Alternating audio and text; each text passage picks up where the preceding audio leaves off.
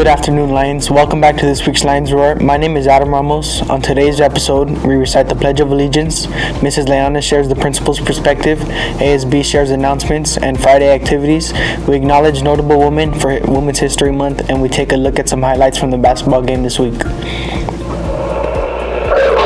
Good afternoon, Lions. This is Mrs. Layana. Welcome to the Principal's Perspective.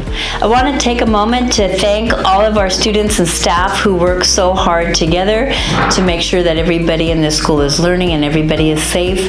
This is a good time to remind everyone if there's ever something that doesn't seem right to you, we have lots of ways for you to report out to us. Of course, you all have good relationships with the adults on campus, so it's always a good idea to talk to a teacher, a counselor, campus supervisor, the ladies in the cafeteria, your bus driver, me, any of our administrators. Let us know what's happening and we can work together to resolve it. There are also the anonymous tip line that you can use if you want to give us information without coming to us directly, and those posters are hanging up all over the school. It's always a good reminder of how we can work together to continue to make sure this is an amazing place for all of us to work and learn.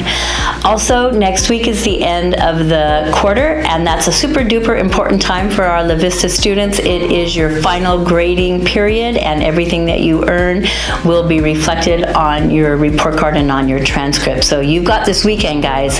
It is time to get serious and work on any missing assignments that your teachers will still accept. And there are still some opportunities next week for after-school tutoring and lunchtime tutoring to sweep up and get your final grades up as high as they can be. I know you can do it. And until next week, keep focusing on your goals and making good choices and earning all your credit.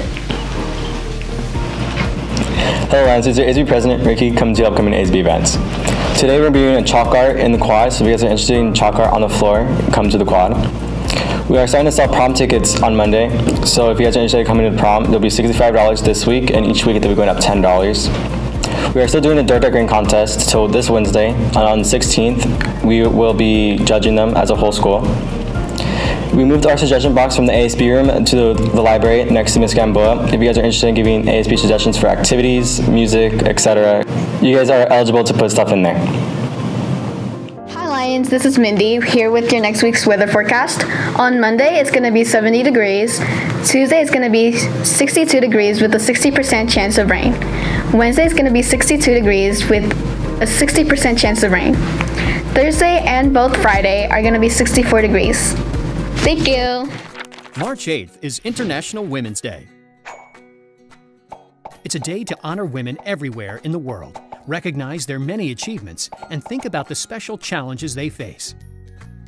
From Malala Yousafzai, the youngest Nobel Prize winner ever, to Oprah Winfrey, one of the most successful business leaders in the world, women have achieved success in every walk of life. But it was not always that way.